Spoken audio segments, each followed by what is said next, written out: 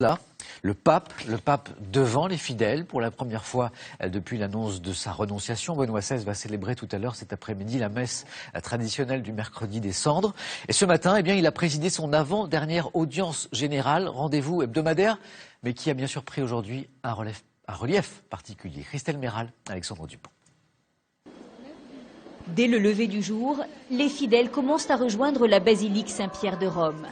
Ils veulent être sûrs de pouvoir assister à l'audience générale du pape à 10h30. Cette chorale de jeunes Britanniques chante en attendant.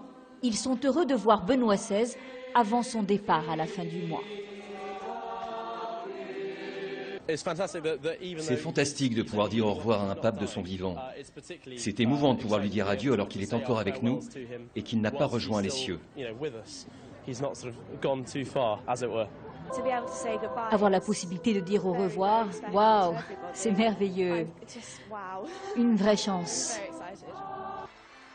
À l'intérieur, plus de 10 000 fidèles sont rassemblés. Une foule pleine de ferveur.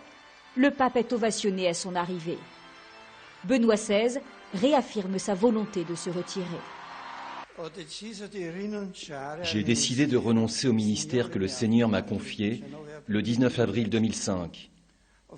Cela a été une décision prise en toute liberté pour le bien de l'Église, après avoir longuement prié et avoir examiné devant Dieu ma conscience. Les applaudissements sont nourris à la fin du discours du souverain pontife. Des fidèles touchés par son message. C'est particulier quand même, hein. C'est très émouvant. C'était très émouvant, vraiment.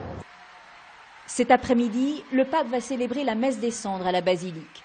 Le Vatican vit une période inédite et à Rome, les fervents catholiques veulent accompagner Benoît XVI dans les derniers jours de son pontificat.